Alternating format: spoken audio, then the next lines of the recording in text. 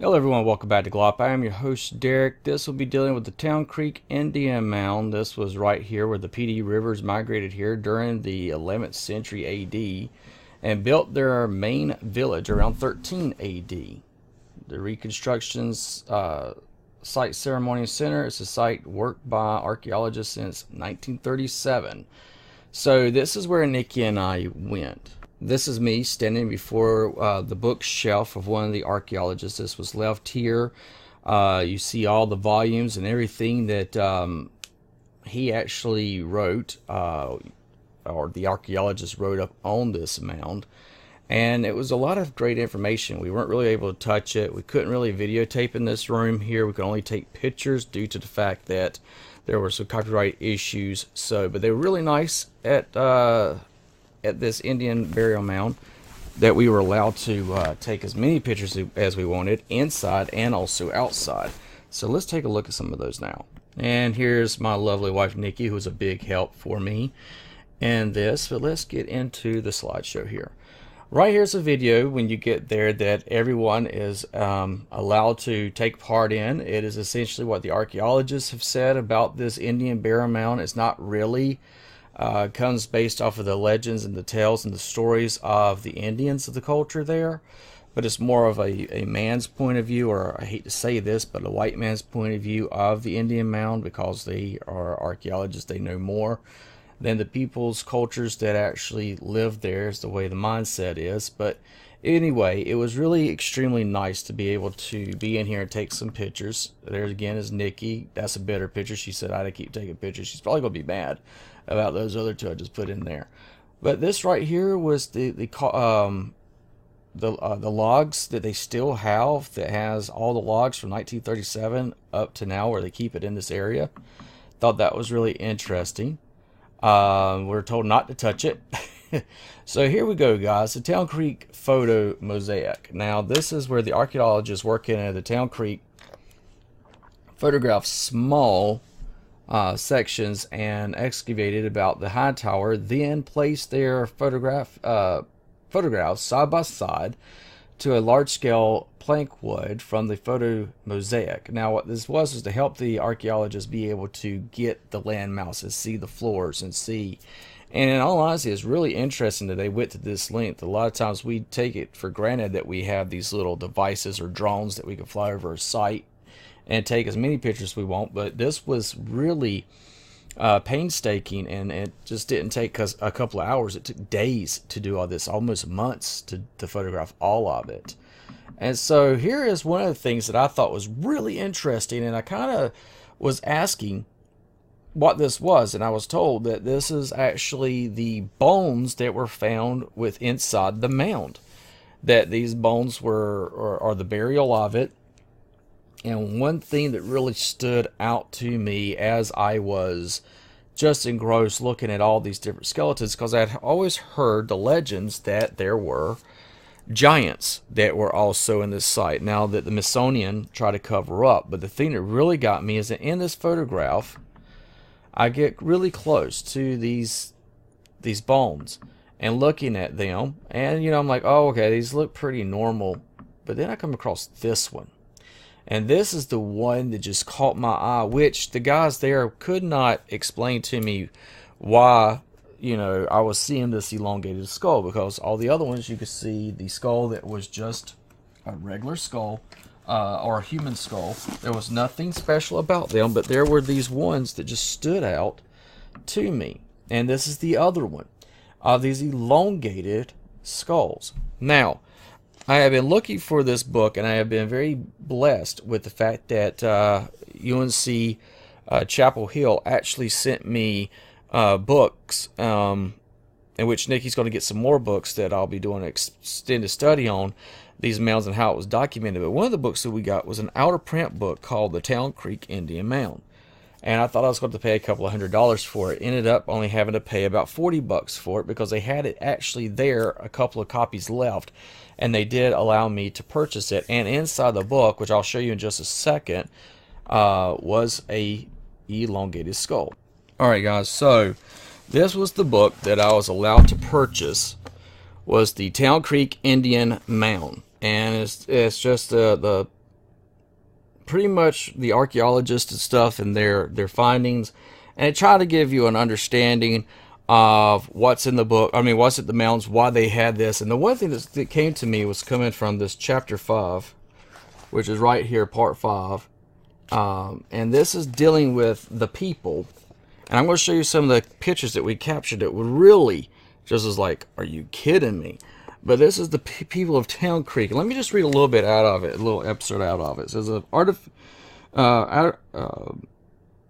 artificially remains that other evidence of past cultures are the realms of archaeology, but it has come increasingly important to include human skeleton remains in archaeology analysis. Human skeleton remains from the archaeology sites are important for what they can reveal, but the biology of the people represented, as well as what the bones reveal about the interaction of biology with the culture.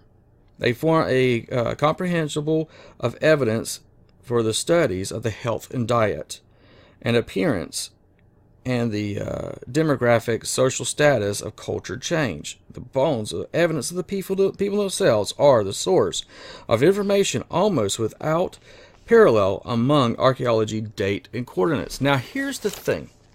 The one thing about the PD River or PD Indian is the fact that they don't know where this culture really came from. They have a lot of speculation, they have a lot of theories, but when it gets down to it, they really don't know who these people were. And when I was talking to the people there, they actually said, yeah, we don't know that much about this culture. We don't really know, other than what archaeologists of that time pieced together, that we base all of this site on. But the actual people that live there, we really don't know that much.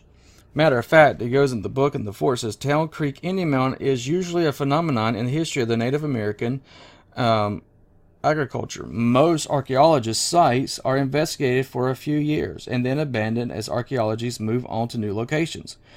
Where long-range research has been conducted, it has often under the several directors and different plans of research. The Town Creek, which is still an open archaeology site, by the way, is deals with Town Creek status on Little River, a tribute to the Great PD in a central North Carolina, and has been a focus of constant program in archaeology research under one director for more than a half a century.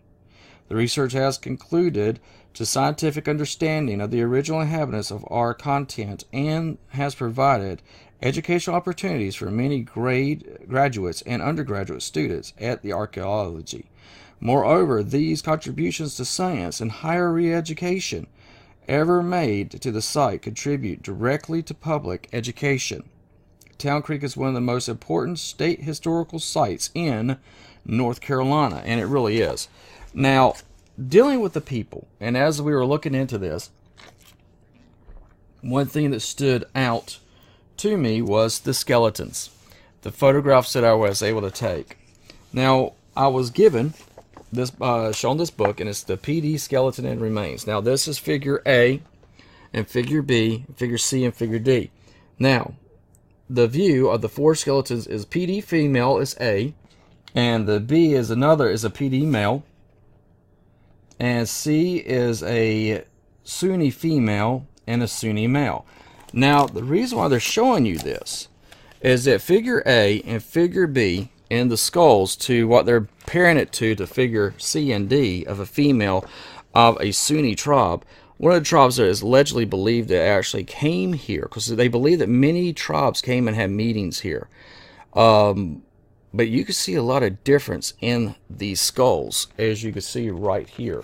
That there's just a lot of difference in the shape and form of the skulls compared to what we know of the Native Americans down at the bottom, and supposedly the race of Native Americans they claim that was actually at this site, the PD site.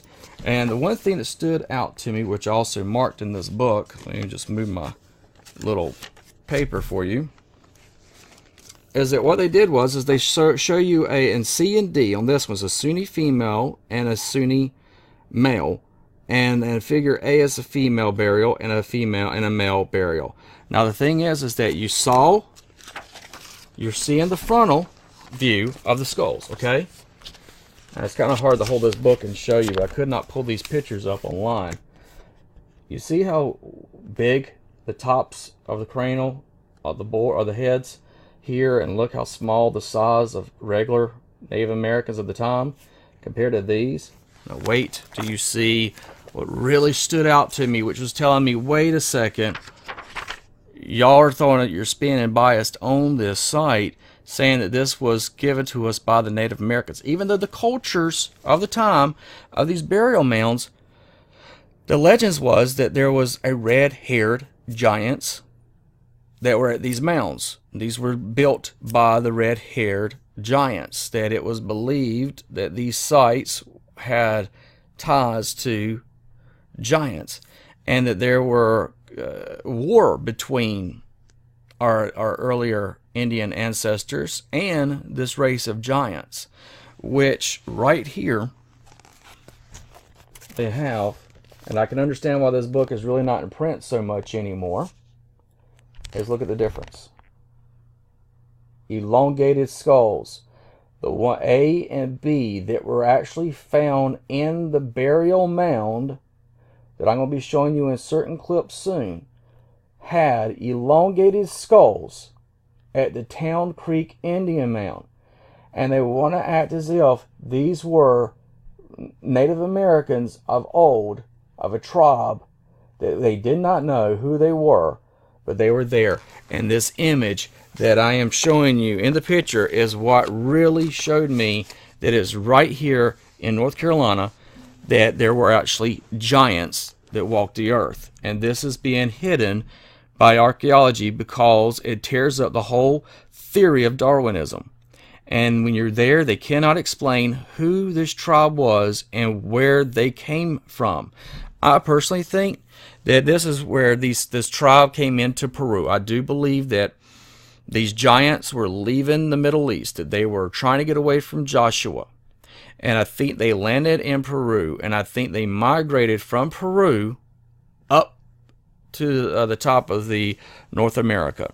It's just a theory that I hold. It's just a thought that I have, but I do believe that that is what happened. And so let's move on to the images. So right here you have this elongated skull that I showed you out of the book that was at this burial site with the other elongated skull right here. And this isn't the only mysteries that are actually at this site. Now, the historical sites that are around North Carolina, here is a map, and it gives you all these historical sites that goes through the ages and time of history of the things that took place in North Carolina from the time the settlers came to the point of where they were translating what they thought of these Indian mounds. But right here, Nikki was taking pictures of how the soil, and I'll leave this up for you a little bit, so if you want to, you could read it, or you could pause this video, read it.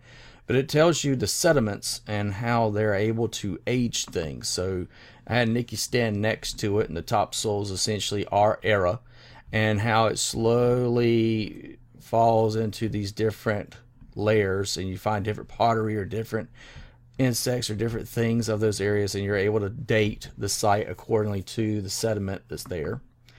And this layer contains broken dishes and dash for the 19th century farmhouse that was there. The nearby river flooded, deposited this layer of silt. It goes right here, the slow, no evidence of human presence was in this era here. Pottery, and the dates that was there, 1450 to 1650. And it goes to show you the type of bowl fragments that they found in that area that dates back to 1000 BC. And then you come to the actual spears and arrowheads that are found. It was believed used by these early people, and the dates they went there. It talks about them coming down the land bridge, which I have a hard time buying that. I think they really came through Peru. You could stop it and read this if you wanted to. We just want to make sure we took as much pictures. This was the different artifacts that's been found around and what they were used for and why they were used, and shows you the progression of how they were able to create their tools of weaponry and pottery. And so the first American hunters and gatherers is what they say. They show you the different periods of going against the mammoth, and all this is showing this type of evolution idea, giving you this one side of these artifacts. They're not 100% sure. There's a lot of this speculation, where these different arrows were found around the different areas of North Carolina, where they became more social, in which this fits a lot into the whole thing of when the mound was allegedly built. Is allegedly built during the time where they were just supposed to be hunters and gatherers. And no one really knows why. It talks about here that they stopped moving in search of wild foods and began settling in permanent villages located near rivers. And that's typically what a lot of cultures do, is they set up their sites where it's near a water source. The Mississippi period. Now, this is where they are saying that shortly after the mounds were built, this is where they did their games, their little rituals, their coming together societies.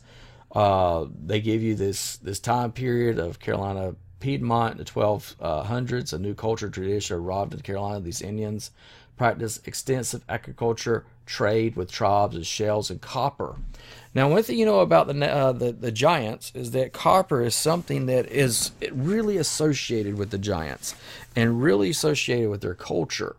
And I found it very interesting and there's not really a big copper mine in North Carolina, but yet copper was something that was traded and used, and they have artifacts from it, such as the necklace that you see here, a type of copper that's here, the different sources that they used and traded with and created these things out of shells, which I thought was interesting because some of it was like seashells that came. Now, the Town Creek Indian Mound is where we're getting in here, and I'll leave this. It says around AD 1200, new culture traditions arrived in the Pee River Valley, called the PD by archaeologists. A new culture was part of a far-reaching tradition known as South Paleolithic Mississippian in Georgia, South Carolina, Eastern Tennessee, and portions of the Southern and West North Carolina. The new culture gave rise to complex societies. See, this right here is the one thing that kind of doesn't go along with the Native Americans, as they built eastern mounds for spiritual and political leaders, engage in widespread traditions, supporting crafts specialists, and celebrating new kinds of religion. They remained to the Town Creek area into the 1400s. Now, here's the thing. They're saying that they created this new, if you will, religion. And it's really not the case. I mean, yes, the Native Americans had their beliefs, and they believed that nature and all worked as one, and there was the Great Spirit.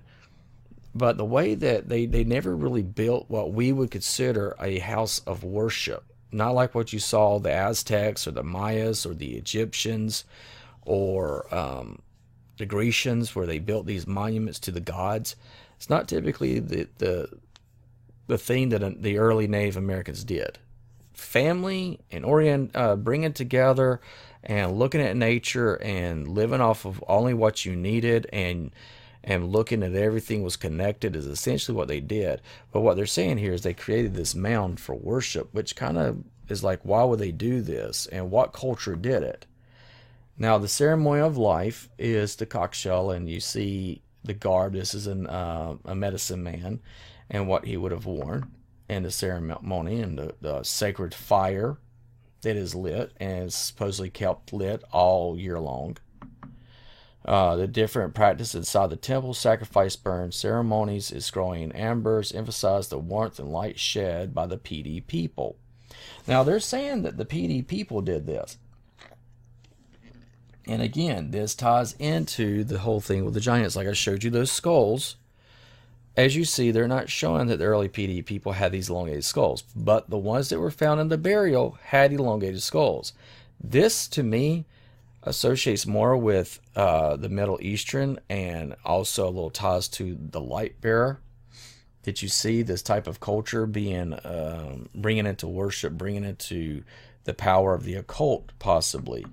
But these are the black drinking water that they would drink, and this stuff here, the black drink, is tea made from yaupon shrubs, caused violent vomiting, and cleanse the inner body just as the ritual cleansed the outer body.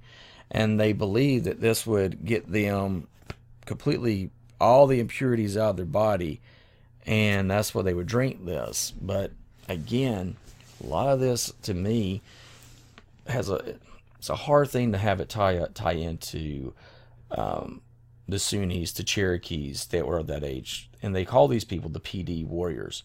That's because they don't know who the real tribe is.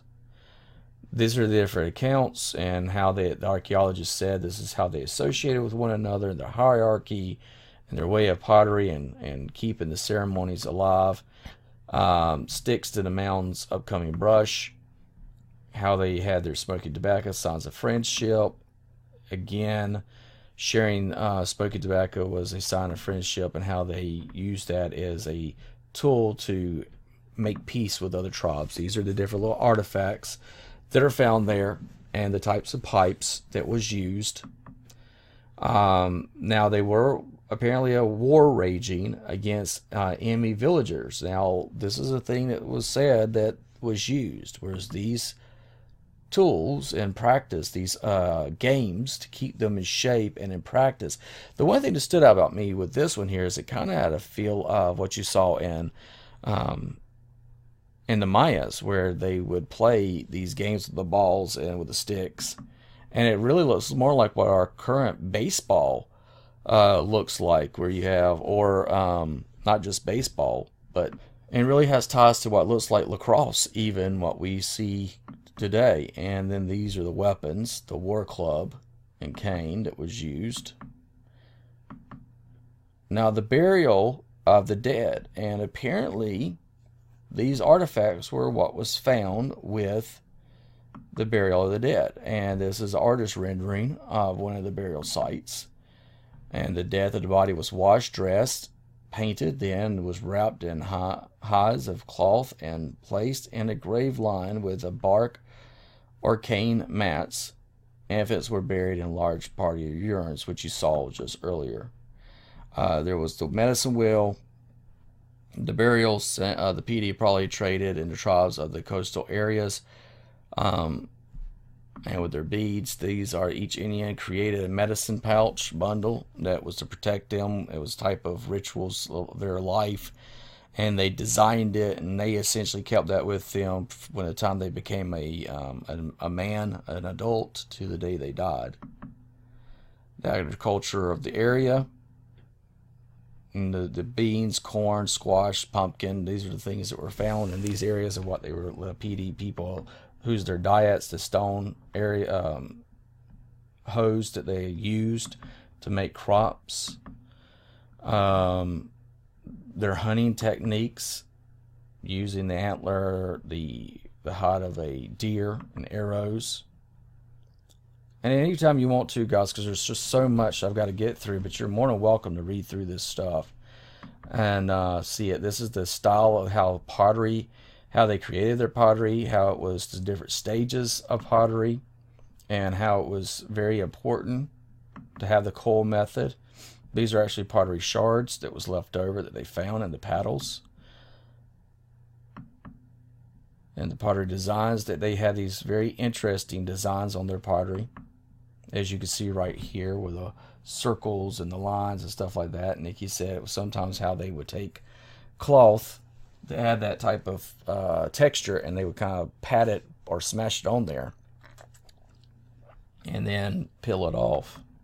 Now, this is the thing that really just got me and Nikki both. Now, this whole thing is to sit here and tell you that this little artifact that they found, they're saying that this artifact is projecting or telling us the type of haircut the PD people had. Now, as you can see, the mohawk, the long hair in the back, To me, kind of that, and I'm not trying to make jokes when I say it, but kind of the feel what we still had in culture was the mullet.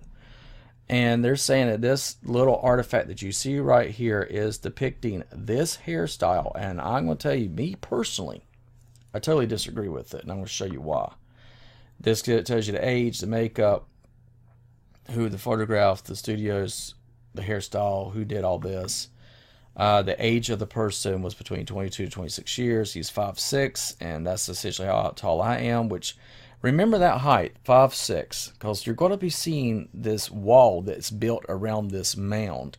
And you're going to take a look at how big this mound entryway going in is. And I'm 5'6", okay, guys? So just take a look at this right here. Now, this is the pottery figure. Now, here they say this is the eye sockets. Now, and this is the nose. But take a look. You saw those elongated skulls earlier. You take a look at the cheekbone, how big the head is, and the head goes back like this. And then you see this crescent and this elongated head. And I'm going to just show you an elongated skull next to this. So here is a known elongated skull. And this is one of the skulls that was found in Peru. This one right here that you're seeing. I just want you to notice that how elongated the skull goes and how it goes back then into the jawline and then back up. And you have the eyes and the mouth, the nose. This to me looks like a depiction of an elongated skull. This is not a depiction, me personally, this is not a depiction of a mohawk. No matter how you try to spin it, no matter how you try to view it, this clearly to me is showing the depiction of an elongated skull, which tells me that there is a type of bias in archaeology and with the skeletons that they want to hide this narrative, and that this is being hidden right in plain sight in North Carolina, that this elongated skull is the depiction, which you saw the pictures that was in even their books that they have, where it sits there and says, these were the skulls that were found there. We don't know who the PD people were. I'm telling you, I think that they are the remnant that left the Middle East, that came through Peru and worked their way up. Instead of working their way down from the ice bridge, I believe they worked their way up from Peru. And that this is the smoking gun, if you will, showing that there is a small, tiny artifact showing an elongated skull that archaeology is telling us that it's a mohawk. And so this is a closer depiction of it that we took. And, you know, again, I'm going to show you this closer view of a side-by-side. Here's the eye socket. Guess what? There's the eye socket. There's a nose. There's a nose. The jaw protrudes down. Jaw was protruding down and back. Cheekbone. Cheekbone, elongated skull. There are even elongated skulls that dip in like this and go up and goes back. To me, like I said, this shows that this little artifact is not showing you the hairstyle of a mohawk. This is showing you an elongated skull of the giants. And that's just what I wanted to point out to you. This was the back of the skull. This is the female that they claimed that was there.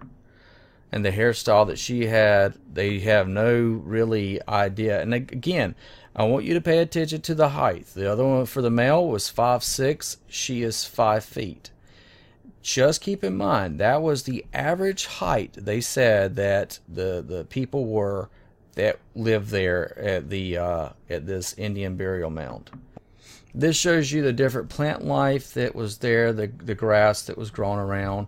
It was really interesting. They had it growing up where you could, when you're walking into this area, you have all this grass growing up, saying this is how it would have looked going into the mound. You would have to come through the grass that you see there. There's me standing before the monument and the plaque, just reading and taking it all in.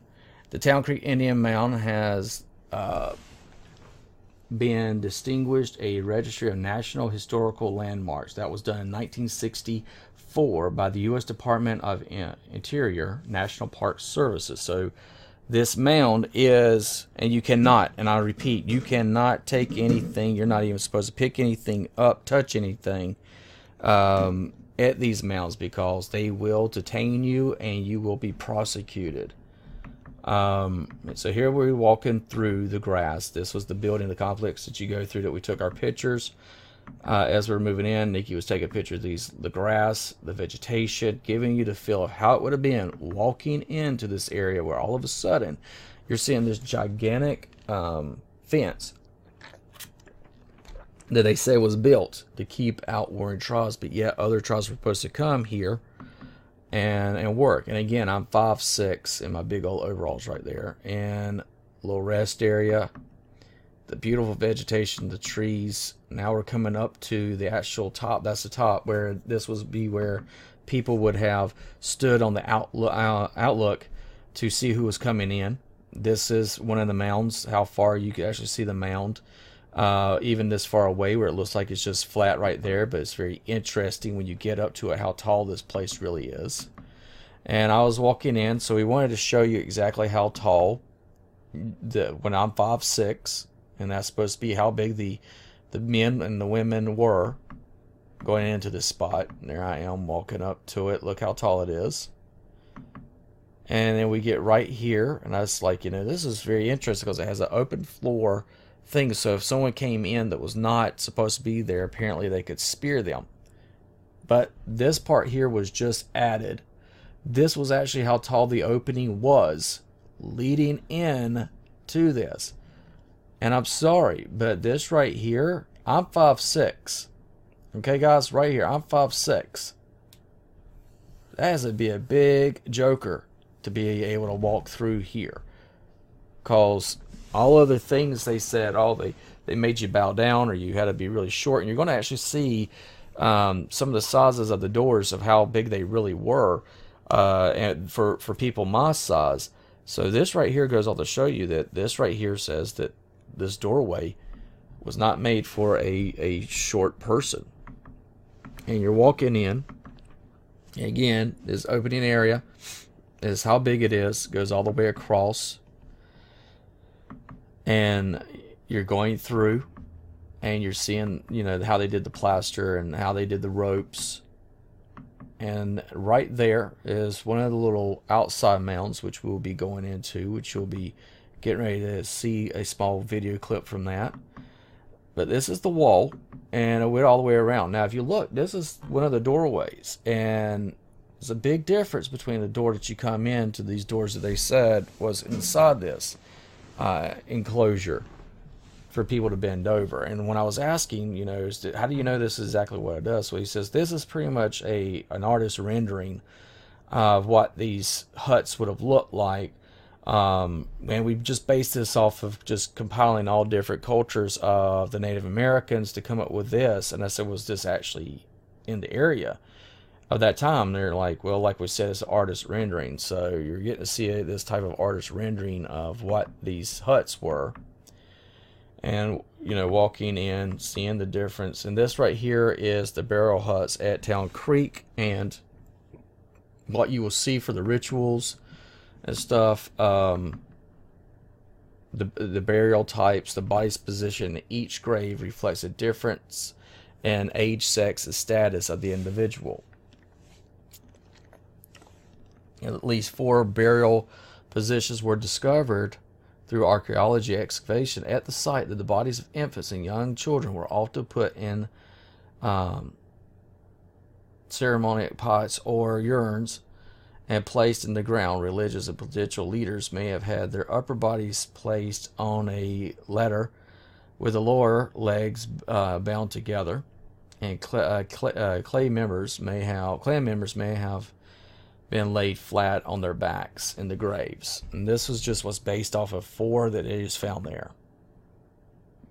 And this is the afterlife and the burial goods that's in this place. You see the description of a burial scene. You see the medicine man, the uncle. This is the medicine man standing right here. You see the uncle with the infant. You see the family members around. The object in his hand is the medicine wheel, which to me looks like an image of ball.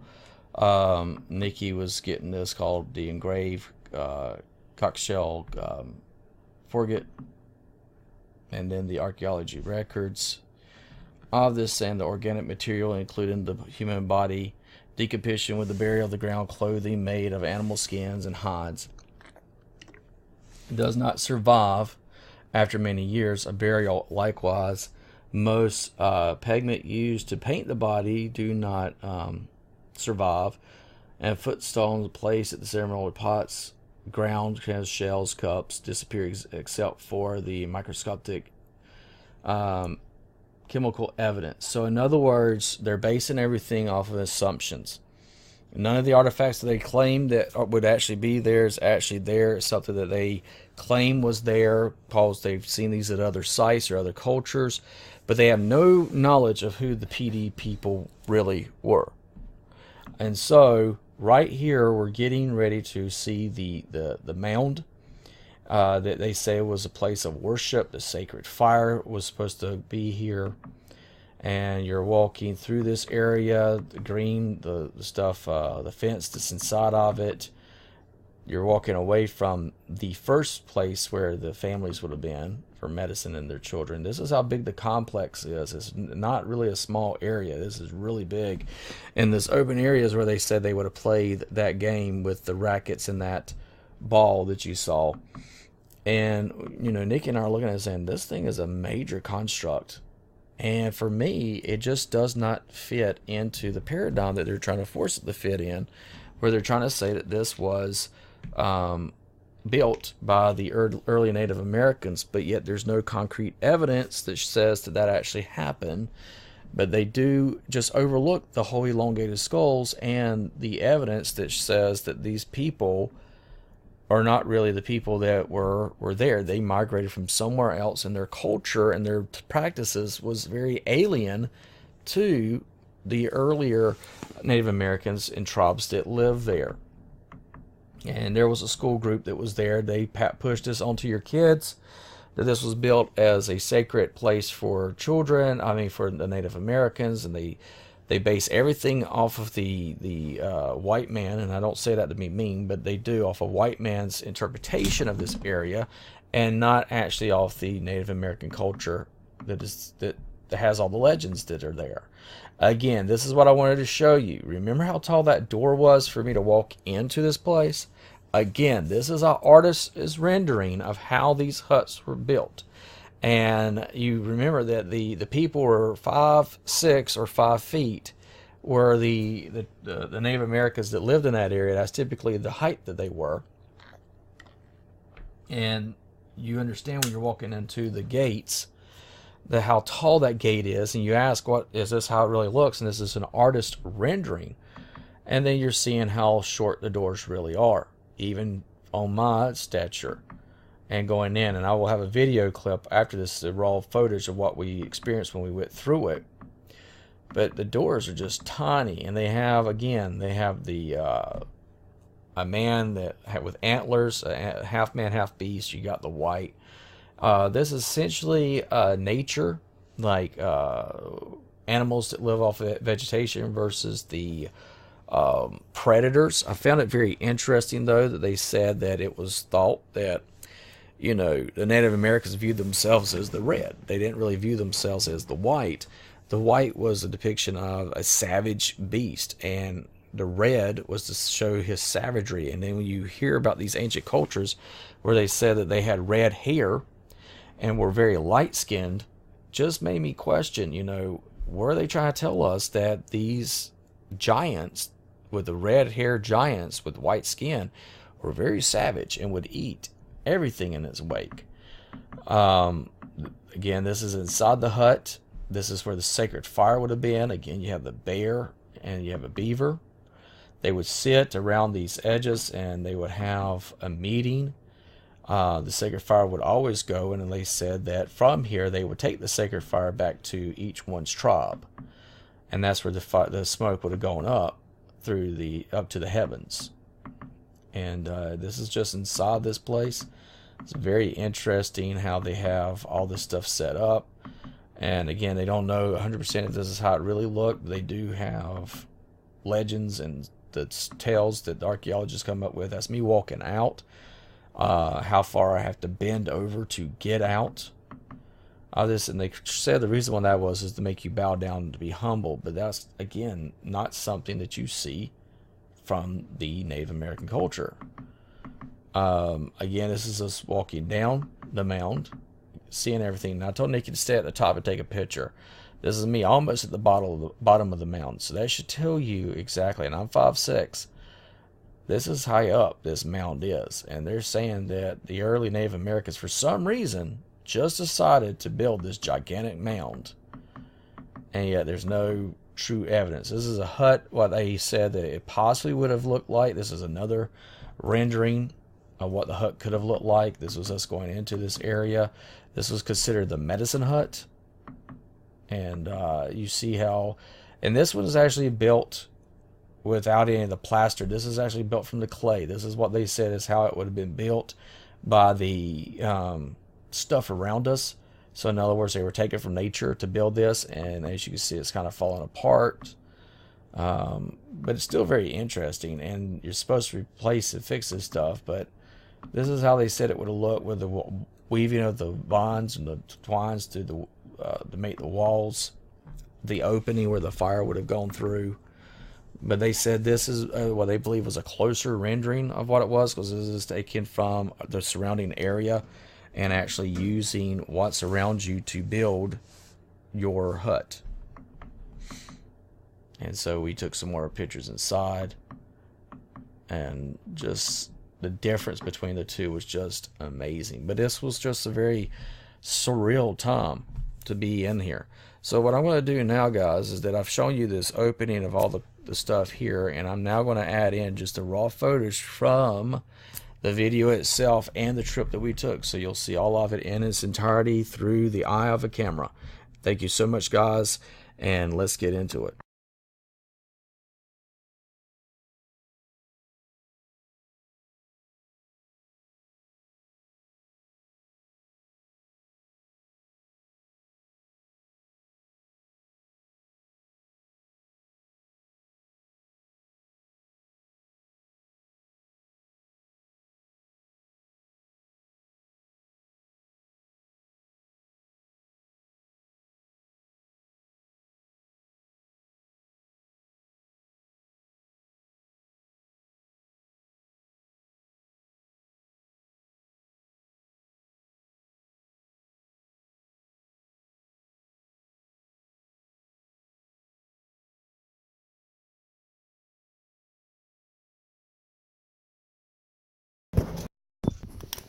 Alright, now I'm coming in. Now this is in which the area in which they say they were set up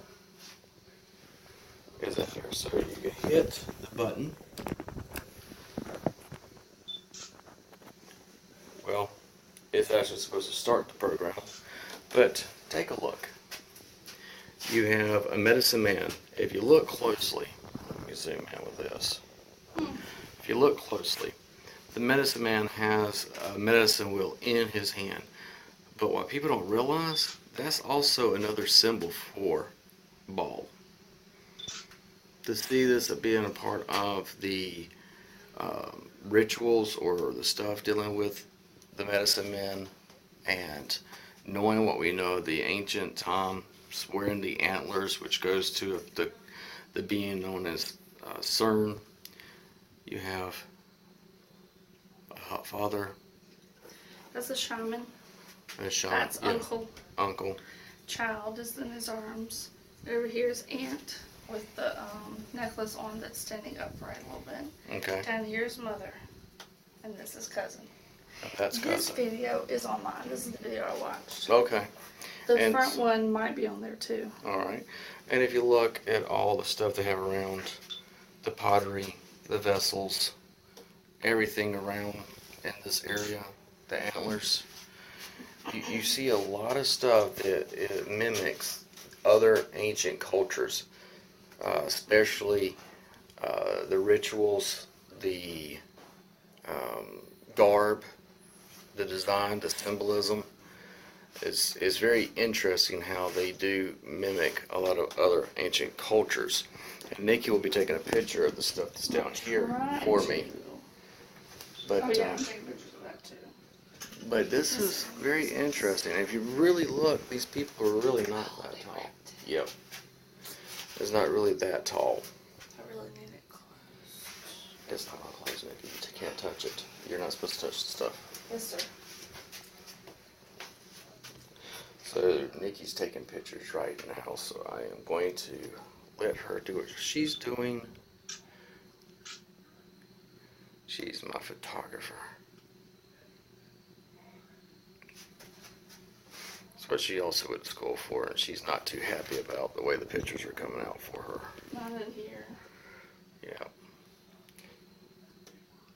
But like I said, we're doing what we can to do this documentary to show you all this stuff so that you can look at it and see it for yourselves. Okay, take a picture of those things. So we're now moving out from this area. I'm just going to wait on Nikki for a little bit longer. Take a picture of that. Okay. Now the next thing we're getting ready to go to, guys, is this right up here. This is the, what do they call it, the worship mound? I do not know. The temple. This right here is the temple. This is the mortuary. That's the townhouse and mound. They call it a townhouse. Townhouse and mound. Ready to head up it? Yeah. So this is where we are going now. Okay.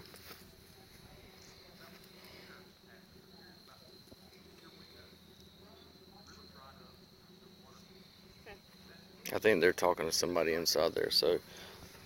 Yeah, there's probably got two groups. One out here. Okay. It's pretty in here.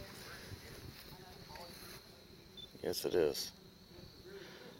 One of the walls fell down over there.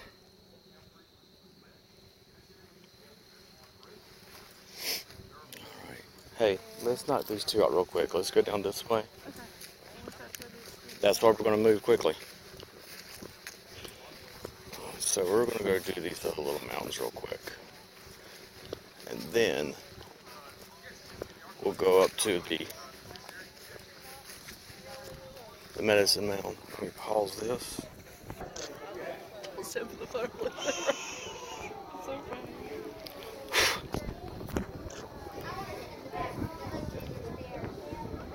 Very nice. Top of the mound.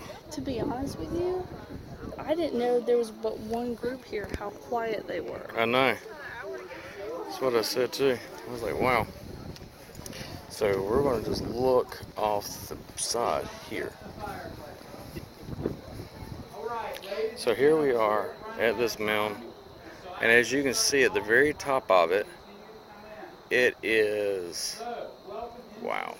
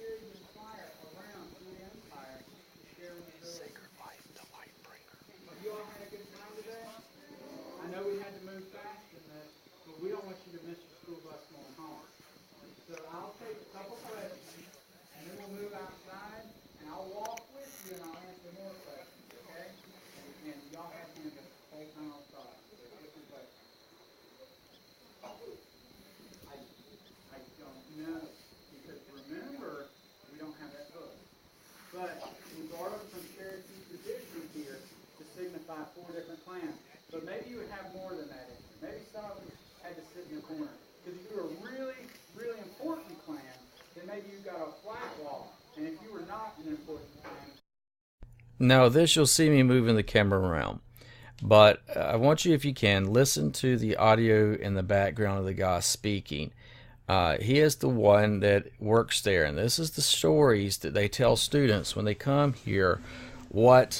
And they pass it off as concrete evidence, but when you really question it, they're like, well, this is from the archaeology site, and this is how it's based off of that rendering of what the archaeology says. And for some reason, we don't question that because we think, oh, archaeology was science; they got to be 100% right, and forget that they are man, and that there sometimes is an agenda. But let's take a listen. I'll try to get as loud as I can so you can hear it, and let's get into that.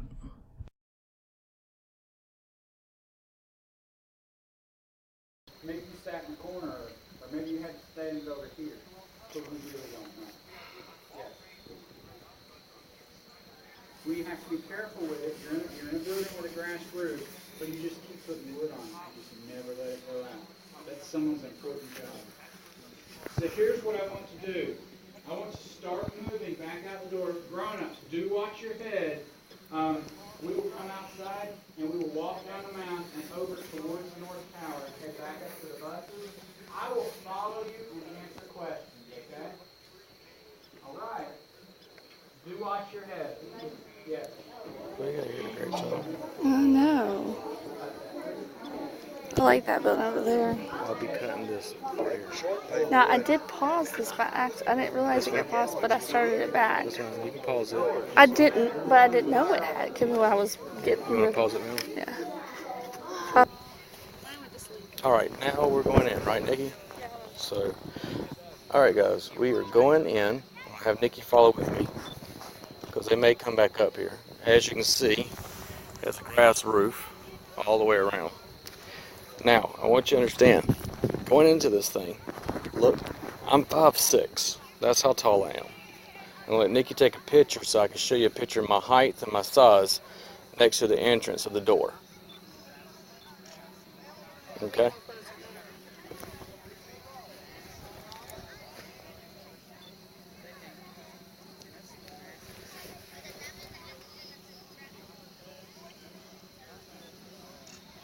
Now I understand, I'm 5'6".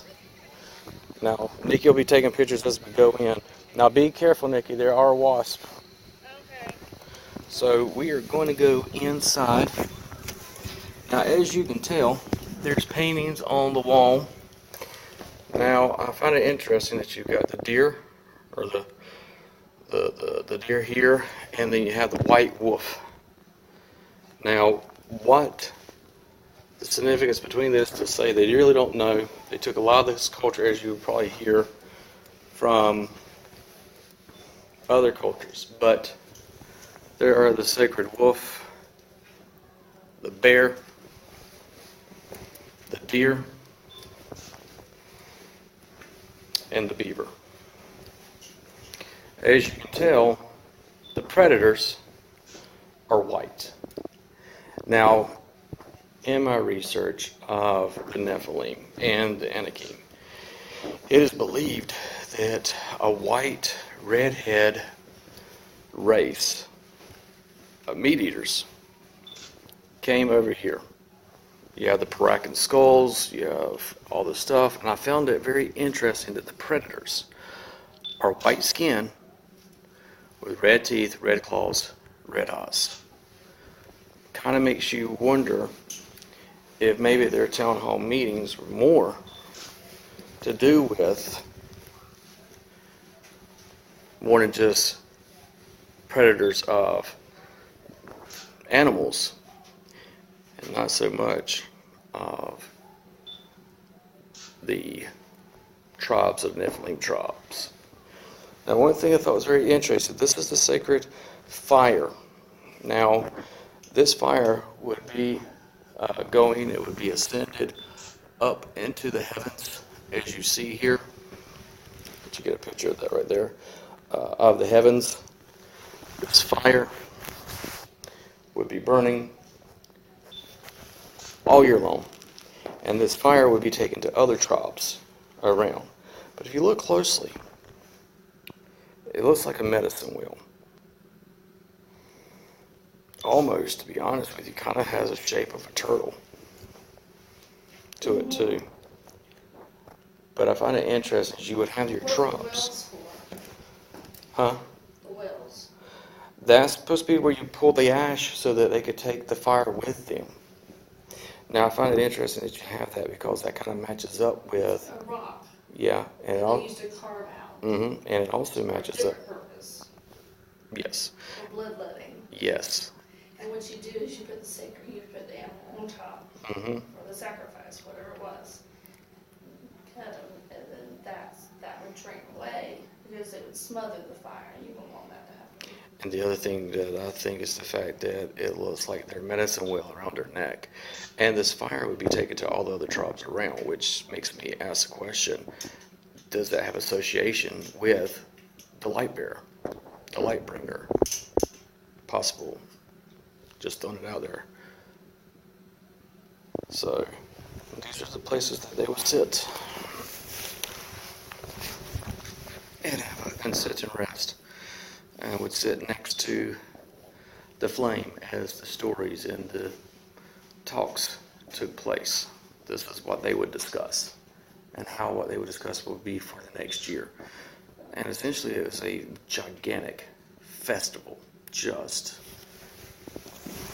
full of, like the guy said, Thanksgiving, Christmas, New Year's, all wrapped up into one. So Nikki. Did they mention when the dates were that they would celebrate? Was it harvest time? Yes, at the end of harvest. You ready to head down? Yeah. All right, guys, we're going to head down. Anything particular you want to make sure? Did you get a picture of all the animals?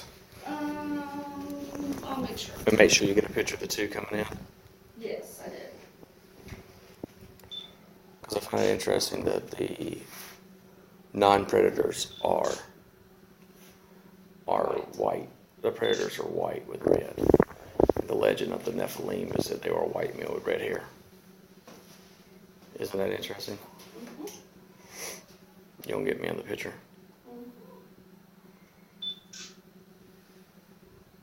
I know one where you're not in the picture. Just so you can have that. Okay. Definitely want the one right here at this door.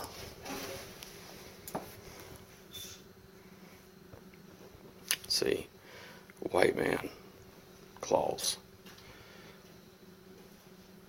See, I don't think they had a shellac though. I think that's little hands from all these years. But they're old to it.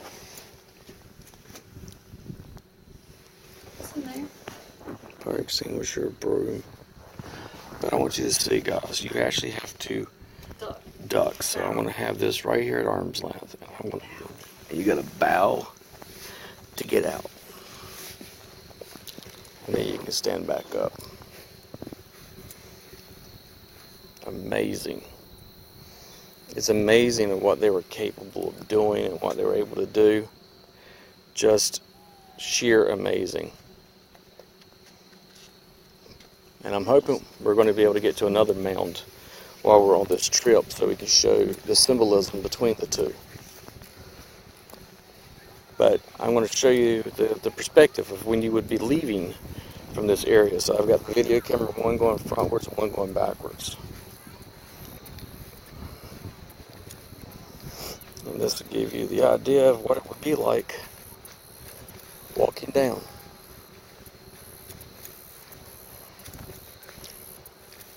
And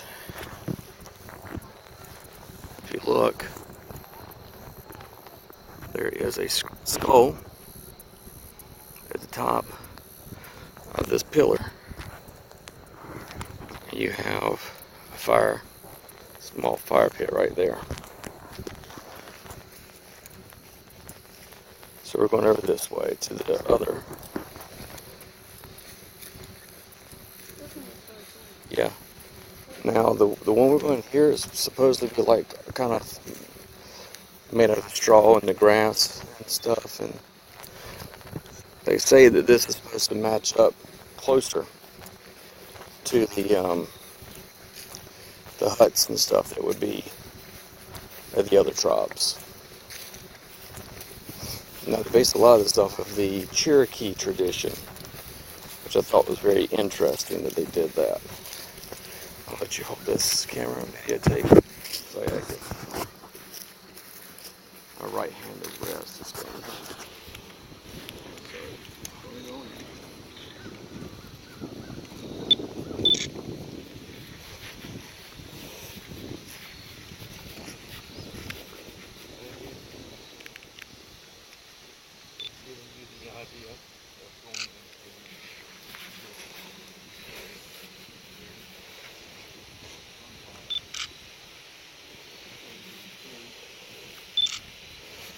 Right here for it.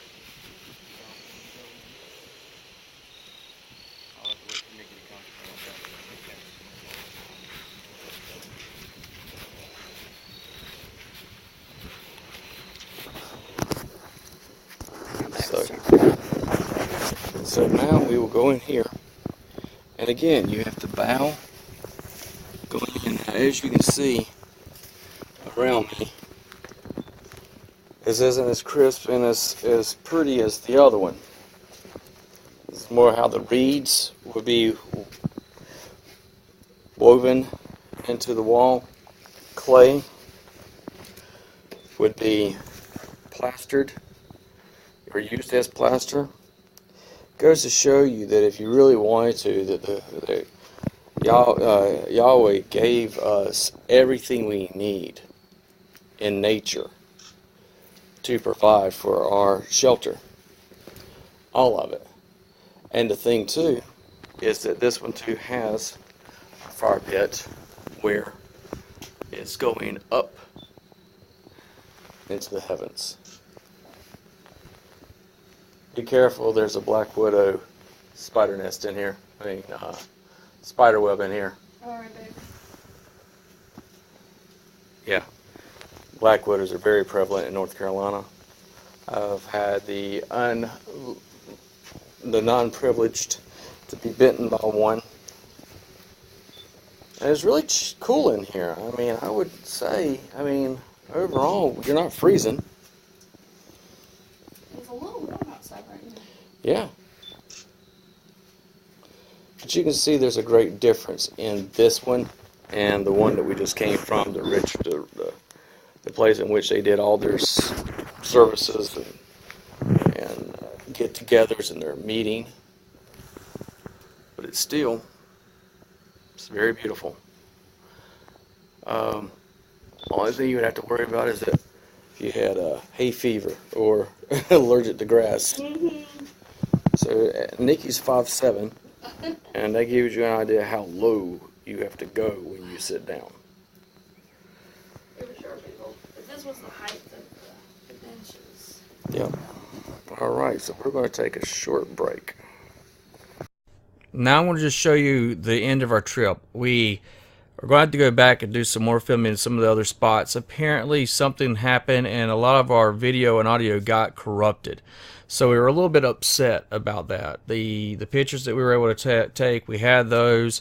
But now I decided on the end of the video, I wanted you to see at least the other mound that we did make it to. We don't have the great audio, don't have a great the video like we wanted. But we do have enough to give you at least a comparison of the two mounds. And also, we're going to let you experience some of the vacation that we had. So I hope you enjoy the ending. And thank you for watching the Indian burial mounds with us. And I hope that sheds a light or at least gets you interested in doing research yourself. Maybe not always taking what someone's telling you, but you get out and do the research yourself. As always, take care. God bless. Hope you enjoyed the ending of our little bloopers and everything that we want to save for you. I will be doing a more in-depth study about the mounds after I go through all the documents and stuff that's been sent to us. And take care, guys. Hope you enjoy.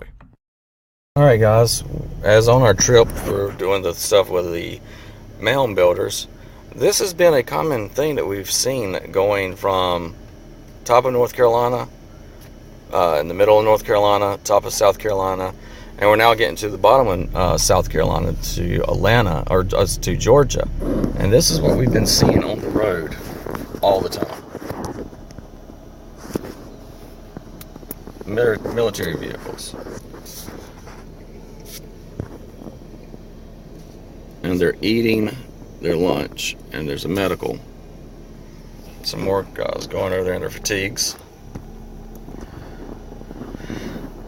But yeah, we've been seeing this as a constant thing all the way down from North Carolina, South Carolina, and now at almost the very, very edge of South Carolina, beginning of Georgia. This is what we've been seeing on these trips. All right, guys, as always, pay attention to your surroundings. Bye. So I'm kind of giving y'all the two-eye views. Nikki is videotaping right here, and I'm doing this here. And Nikki's taking photos. And this is where we are, guys.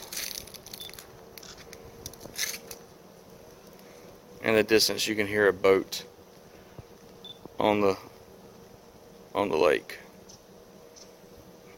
It's beautiful. Well, we are now going to go get into the car. And as we're getting into the car, we are going to, I guess what we're going to hit the Indian Mound first. So that's what we're going to do first, guys. We're going to hit the Indian Mound first. Don't leave your apple sitting there. I'm not. I will throw it away. Alright, guys. Until then. So right here is another beautiful area. I mean, it is gorgeous, and you have to be careful. Extremely careful. Because you don't want to get out here, slip, fall, and hurt yourselves. But take a look at that, guys. Is that not a gorgeous, gorgeous view? Just take it in. That was created for us by our Creator, Yoivahe, through His Son, Yeshua, because the Word was with God, the Word was God, and there was nothing that was not in the beginning with the Word. Wow. So, that is what we have right now. Now, Nikki, I'm going to let you take over my phone recording, okay?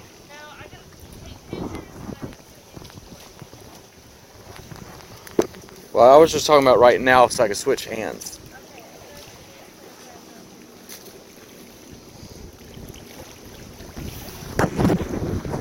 Yeah. There we go. That's better. What is it? Come stand next to him. Careful. There's a sweet gum tree here because these are just sweet gum balls. This is pretty. Hey guys. So we are here. Hello. It's beautiful, is it not? It is gorgeous. Very pretty. Very, very pretty. So there you have it, guys. So we are now getting ready to go to the main. Santee Indian Refuge and Yeah. Mound. And look how pretty. Oh yeah. So pretty. Nikki's doing it for her channel too. Yeah. I told her, I was like, we're here. You need to kind of do some stuff for your channel. Yeah, we are. So, And I have been, but it's just so pretty. and I got a lot of clipping to do, a lot of editing. Yeah, it'll be a struggle. Derek's making a documentary on Mound. Yep. He's about to see it. I know. It's gorgeous.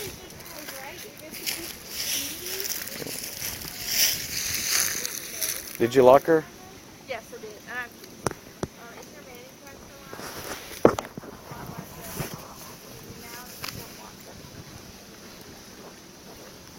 What?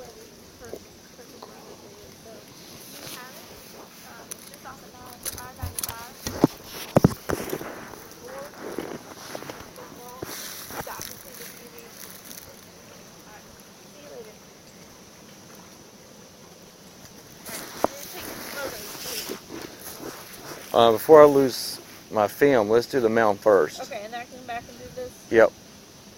Okay. If that's okay. Yeah.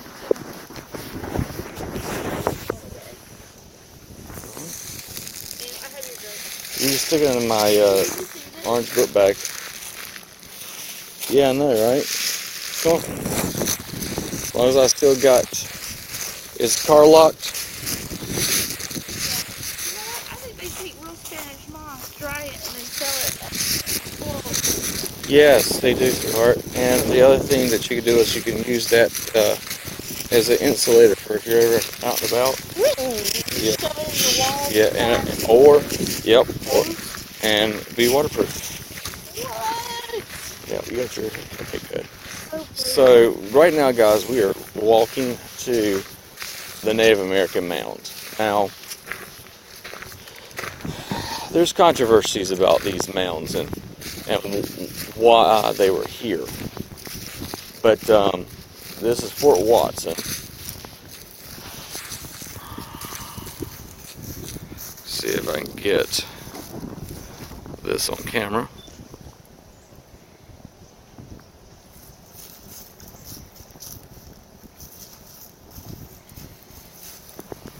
And Nikki's doing really good at taking still pictures for me of all this stuff. We actually had the girl we were going to bring with us on an intern, but she was still in school, so I kind of Doing this on the weekend. day that she can go with us, but Yeah, we so probably could have hit Town Creek Indian now, but we needed to get us this as much as we could. Santee Mound.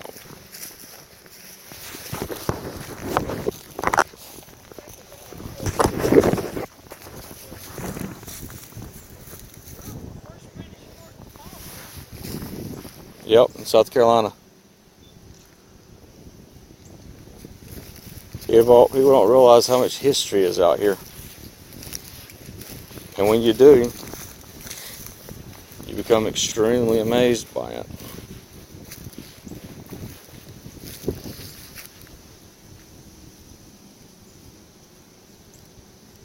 do me a favor. Go back 3 feet.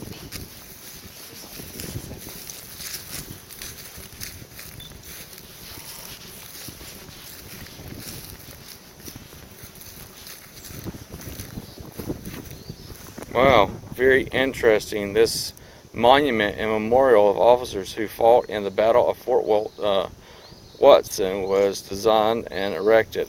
Contributors were Walmart. Really? Yeah, Isn't this close to where he's from? maybe. I don't know. And that's something, guys. Alright, now we got to take us a nice little hike. Looks like we got to climb. You ready to climb?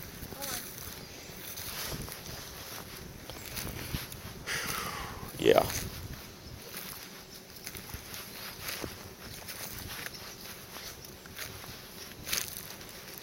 Yeah, this isn't eerie in any way, shape, form, or fashion.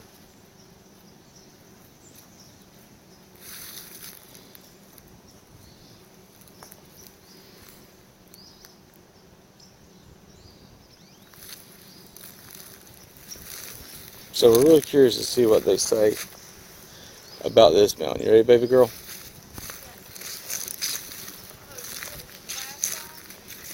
What now? Okay.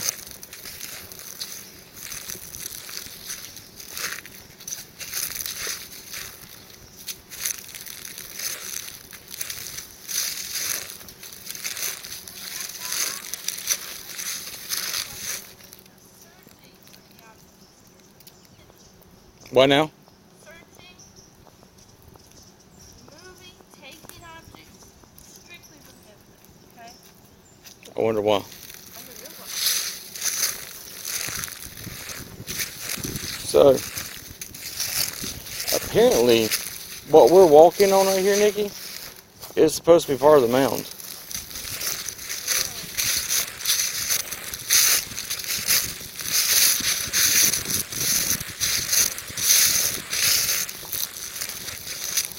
That's leaves crunching.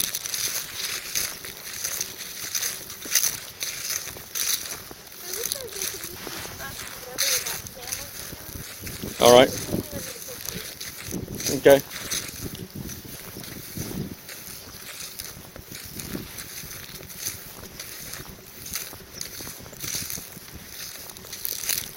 Keep off the mound. Mhm.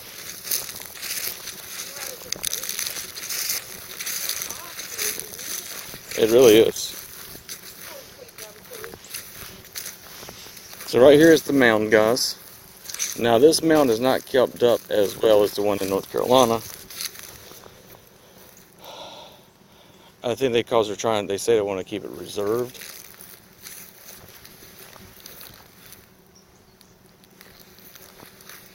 You ready to go upstairs, Nikki?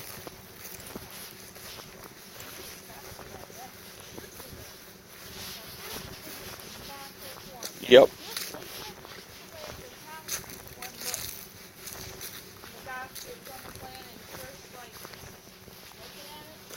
Yep.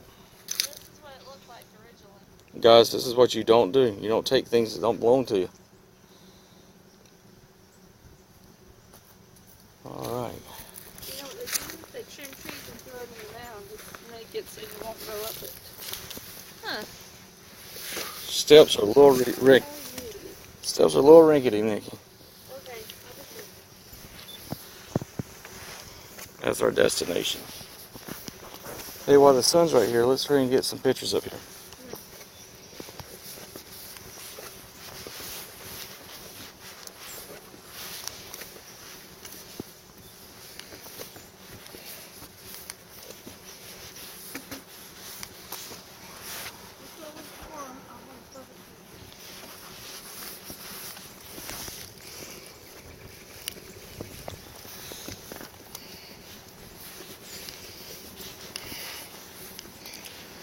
Alright, this is to give you a view. That's where we were. As you can see,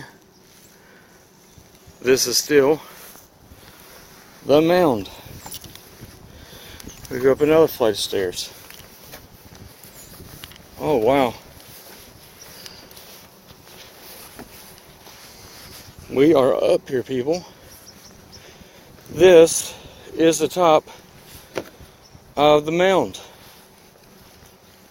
Wow. The top of the mound.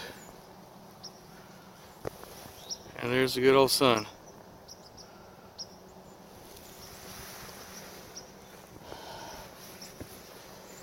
Now, I don't know if Nikki's going to make it all the way up. If you look closely, there she is taking pictures.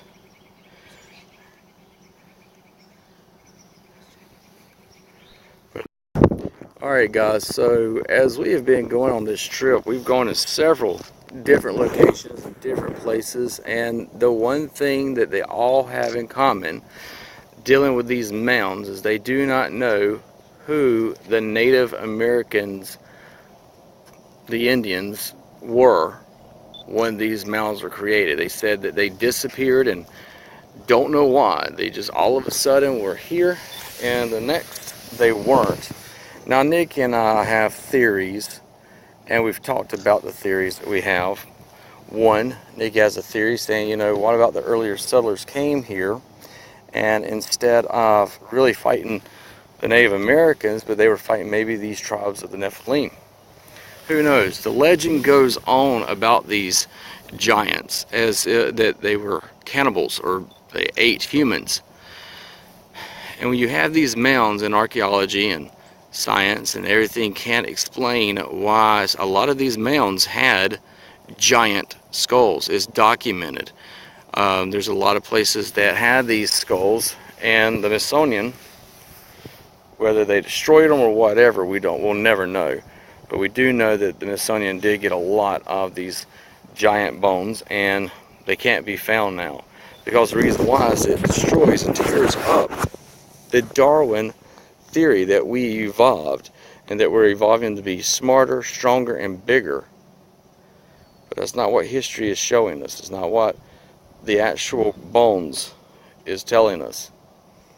The fact is that with the landscape that we see in this narrative is that there was a people that built this mound right near a lake, and the way it is positioned, as you can see all around me, it's opened everywhere. Question is that if the giants did walk the earth, as the Bible says, as you know, walk the earth as in those days, and also after that, is that why history has been hidden from us? Possibly. This has been a lot of fun. I've enjoyed it. I prayed that we were able to do more, and maybe we will. But this right here was something I've always wanted to do, something I've always wanted to investigate, look into, and see, and became more in tune with it when you find out that the ones they said actually built these places really didn't. Not in the way I believe that that our history books tell us. It's interesting they don't get the perspective from the Native Americans. They get all their research and their perspective from an archaeologist. Just a food for thought there. as always, pay attention to your surroundings. You never know what's in the corner. God bless.